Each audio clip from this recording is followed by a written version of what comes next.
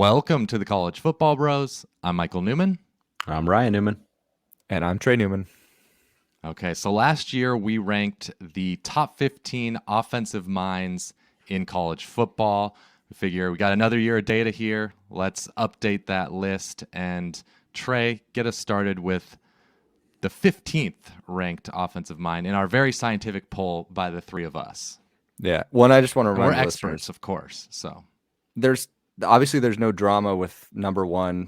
It goes without saying we got Brian Ferentz. So just listen to 15 through 2 for us. Yes. At least give us that. Thank you. Yeah. All right. No, number 15, Andy Ludwig, Utah's offensive coordinator. Utah was more known for a strong defense, but the offense has really turned it up a notch the last few years with him there. With Tyler Huntley, now Cameron Rising, the offense has been very dynamic. They've had some strong running games. He's used the tight ends very well. They've ranked in the top 10 in expected points added the last 2 seasons. And then when he was the offensive coordinator at Vanderbilt right before, he fielded their best offense in some time, and they haven't been the same since. So Ludwig is a good number 15 here for us. Okay, moving on to number 14, a big name, Garrett Riley. Of course, now moving on from TCU over to Clemson. He's their offensive coordinator. And I'm kind of happy that we didn't go too overboard with Riley here. First off, Sonny Dykes gets, of course, a lot of credit for the SMU and now TCU offenses. And Riley's first 2 years at SMU, the offenses were solid, but they were basically the same as before he got there. So you can't really take a ton from that. And then at TCU last year, obviously amazing job. Helped them, of course, make the college football playoff national championship.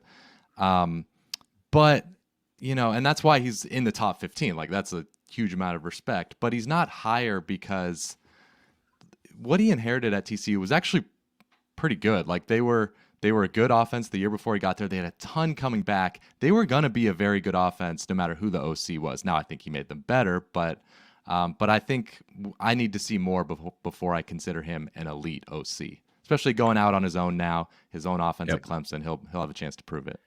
If you could turn Clemson around and get them to a top level, then I'll respect that. But yeah, I didn't even have him in my top 15. So you guys were a little bit higher even than I was on him. So, but I can see it. He's got the potential. All right, number 13. This guy's proven. Warren Ruggiero, Wake Forest's offensive coordinator. So here's a good stat for you. Wake Forest is the only ACC team to average at least 30 points per game every year since 2017. So just consistently putting up good numbers year after year after year. And during that span, they're 7th in the nation in passing touchdowns nationally. So that's some pretty darn good numbers at Wake Forest, mind you. So he's coached a few good quarterbacks during that time. He's got John Wolford, got an amazingly good year out of Wolford at the end of his career. Jamie Newman, now Sam Hartman. So we'll see if he can keep it going for a fourth guy, but there's no reason to think they won't keep that going. They've made 7 straight bowl games, largely thanks to his offenses. So amazingly good offense coordinator. All right. Number 12, we got Chip Kelly, the UCLA head coach, and he makes a return to this list, because of course back in the Oregon days, he would have been near the top each year. His time away and while getting the Bruins up and going, it almost seemed like kind of the rest of college football caught up or surpassed. But the last couple of years, especially this past year, he had Dorian Thompson-Robinson, Zach Charbonnet, and the offense was running at a very high level. They were 4th in the nation with over 500 yards per game. Very balanced passing and rushing attacks. Really started to look like his old Ducks team. So that's why he had to make the return. Yeah, it is weird that he's now climbing the list. It's sort of a resurgence because, like you said, the first few years at UCLA were not good, but it's turned around. Okay, number 11 is Jamey Chadwell, the former Coastal Carolina head coach, now over at Liberty. And, I mean, he had Coastal as one of the 10 or 15 best offenses in college football for a couple years there with, of course, Grayson McCall at quarterback. They've got a unique style, so he definitely gets some credit there for the ingenuity. Ran the ball well, efficient through the air. And he did all of that, of course, with not a ton of talent at Coastal. So I have a feeling at Liberty, in a couple years there, they're going to have the best offense in Conference USA because he's just the great offensive coach. That he is. It's fun to watch. All right, moving on to number 10. We have Kendal Briles going over to be TCU's offensive coordinator now. So Kendal Briles, his hirings, like whenever he gets hired, his offenses just automatically get better, when he takes over, whether it's at Florida Atlantic, at Houston, Florida State, Arkansas, the last one. It's been a great success. I was especially impressed with the last couple jobs he had at Florida State and Arkansas, Power 5 jobs that, were not exactly thriving on all cylinders when he got there. So to turn them around was great. And I think for him, a lot of people that don't give him enough credit for is just, his offense is good. But his rushing attacks are what is awesome for me. It's like Arkansas was top 10 in the country the last 2 years in rushing yards per game. So to me, that's huge. It's a big bonus, I think, for the Horned Frogs. Going to pay dividends for them to be able to run the ball. Indeed. Number 9, we've got Steve Sarkisian, Texas's head coach. I'm really curious to know what the viewers and listeners think about this, just because it could get a little flack because it's Texas, and seemingly every time you put, someone, a Texas guy on the list, they say he's overrated or whatever. But you can't deny Sark's track record. He's done it as a quarterback coach, offensive coordinator, head coach, stops at USC, Washington, Alabama, now Texas, led one of the greatest offenses with Mac Jones and Devontae Smith at Alabama a few years ago. Had some growing pains this year with Quinn Ewers, but he was battling some injuries. Still productive offense with Bijan Robinson. The metrics seem to like them for the most part. And I just still remember those last couple of years at Alabama, there's some of the creative ways he was able to get guys like Devontae Smith the ball when everyone knew he was going to get the ball. It's just amazing that he could do that. So he has to be, I think, on everyone's list. Yep, this will be a big year for him, kind of a prove it year. That things should be set up for the offense now. Number 8, we have Jeff Brohm, who, of course, Purdue head coach, but now moving on to Louisville. And I mean, this dates all the way back to Western Kentucky. His offenses there were incredible. And then, of course, becomes the Purdue head coach, immediately drastically improved that offense. And they were just consistently one of the 4 or 5 best offenses in the Big Ten. And, of course, they're, ahead of a lot of schools they're getting more talent than them. So credit to him for that. And with the buy-in he has at Louisville, I have a feeling that he could get some pretty good skill talent there. And I see their offense, being very, very good. He was making Purdue really good without great skill talent. Like, he just makes it work, I mean, look at his leading receiver this year, Charlie Jones. I mean, he was doing nothing for his whole career at Buffalo and Iowa, and then just all of a sudden he leads the nation in receiving. It's like, what? He poops out great receivers. No matter who's on the roster. It's crazy. It's crazy.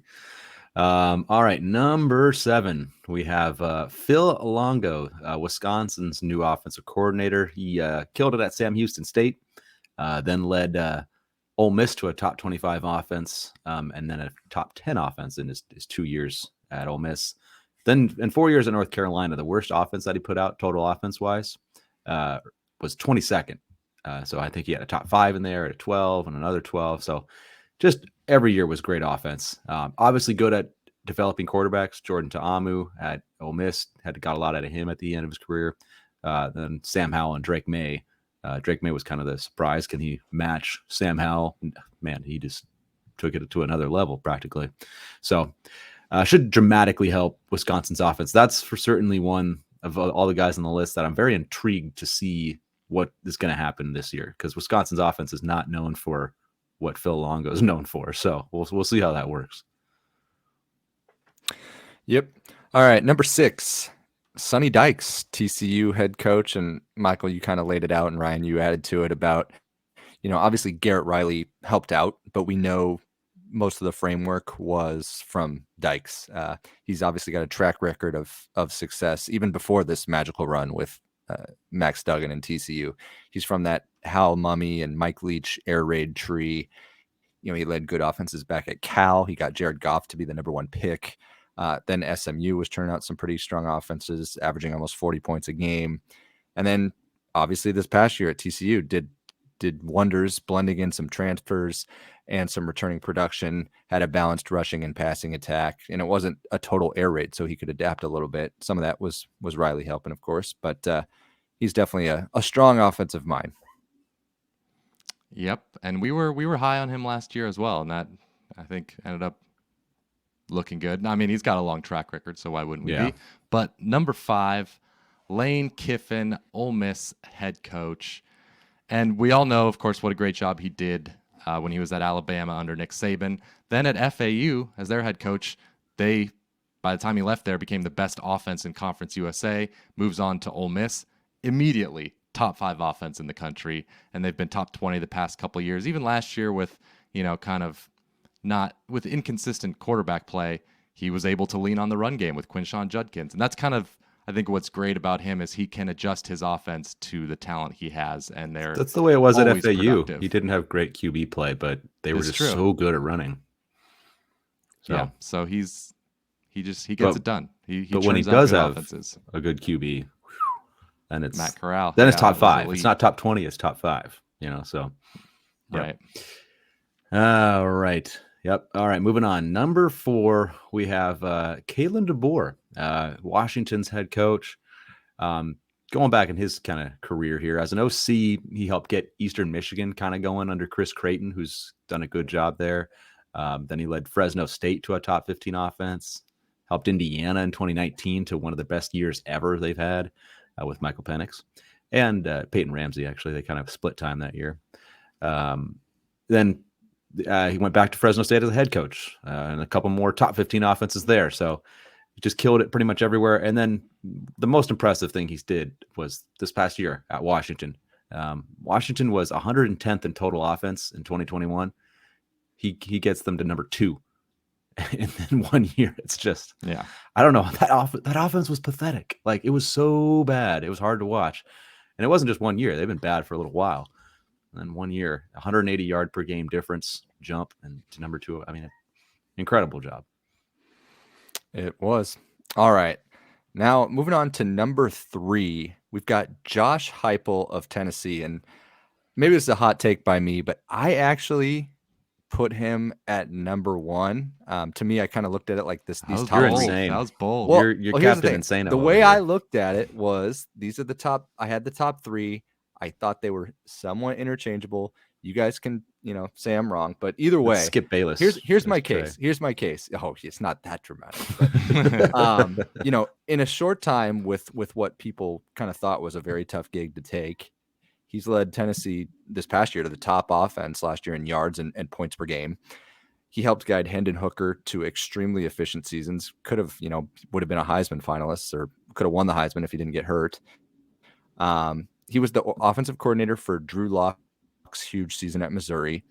At Central Florida, he kind of took what Frost had and took the offense even a little bit further. His offenses were near the top 5 they were in the top 5 in yards and points per game for 3 straight years.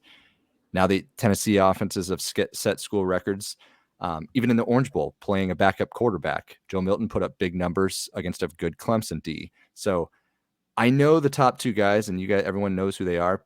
I just looked at the point of view that Heupel came in with not as much talent and has really thrived, but he still maybe has a little bit more work to go. I understand behind these other 2. Yeah, I mean, you can make the case. I think that was a reasonable case to be made, but it's just these top 2. Why don't we just put them on the screen? Because you said, Trey, everyone knows who they are. We had Ryan Day number 2, Lincoln Riley number 1. I think, in my opinion, you're kind of splitting hairs between those 2. But it's just, if you look at whatever FPI, SP plus offensive numbers over the past 7-8 years, whatever it is, they're pretty much swapping between 1 and 2, those 2 offenses. So it's just, there's nothing negative to say really about the job that those coaches have done. And even like you say, okay, well, Lincoln Riley, he's at Oklahoma, right? They were great when he got there, but it's like not really offensively the year before he got there. Like he elevated them big time. Same with Ryan Day. I looked back at Ohio State's offenses. They were like 20th, 25th a couple years before he got there. He gets there immediately. Boom. They've been, close to number one almost every single year. So I'm kind of making your case, Ryan, at number two. But yeah, just Ryan remembering Day, those two programs, like they obviously had some good offenses, but like those two guys took it to a whole other level. And Lincoln Riley, to me, I like Day, but I think Lincoln Riley's the clear number one answer here, as good as Day's been. But, his quarterbacks, Lincoln Riley's, have won 3 out of the last 6 Heismans. And Jalen Hurts finished second in one of those other years. So, I mean, if it took a Hercules effort from Joe Burrow that year to take the award away from Jalen Hurts. So almost 4 out of 6. And then there was a few year stretch there back in like 16, 17, and 18 where nobody could even come close to touching OU's offenses. It was like a large gap between OU and then the second place team. Like 10 and 2 were closer than number 1 and 2. So he was just potent. And then in his first year at USC, to me, this was just like, I already knew he was good, but to me, this kind of just solidified how good he was, taking a 4-8 USC team and then turning them around. I know we're talking about offensive kind of mind here, but he led them. It was pretty much exclusively because of it was pretty much because of the offense, yes, and fortuitous turnovers defensively. But he produced a Heisman winner in year 1 from a team that had won 4 games the year prior. Like that's unheard of. That's just incredible. So I think he's the clear number 1 answer here. Day would be my clear number 2, and then after that, I'd go Heupel, and I'm high on DeBoer though. I think DeBoer and Heupel are pretty much neck and neck, but Lincoln Riley easy number 1 for me. I don't know if he's easy. I guess he's not easy number 1 for you, but not for me. I think I wouldn't mind either one swapping them. I also had Riley number 1, but yeah, like I said, I think it's very close. But okay, well let's show the list here, the full list for the YouTube viewers, and let's bring up some snubs. It's snub time. Trey, who do you think are the best guys left off this list? What's kind of surprising to me is my list ended up being very similar. The 15th guy on my list I actually had was Jeff Lebby, so not a huge snub. He was at Oklahoma this year, and then good offenses at UCF and Ole Miss were very strong. But the thing that surprised me about it was just that when making these lists, like I could have made a case, I think, for 30 guys to make this top 15. Yeah, like it was very hard. And so I'm kind of surprised it shook out the way it did in terms of my actual list. What about you guys? Michael, did we have all your top 15 in, or was there one who was your? I think I might have been the same in that I might have had Lebby 15th as well. Oh, that's so right. He was Okay. kind of the one guy, which is weird. I'm sure our like 16 through 25s would have been way different. We didn't talk about this at all, so we came up with our list separately. But the top 15 did end up being pretty similar. Not necessarily the order, but the guys that were in there. Ryan, You're right. Who was your top snub? My 15th top snub was number 15, and it was Mike Denbrock, the offensive coordinator for LSU. Okay, did a great job there with transfers and a new system, new season. That was great. You got Jaden.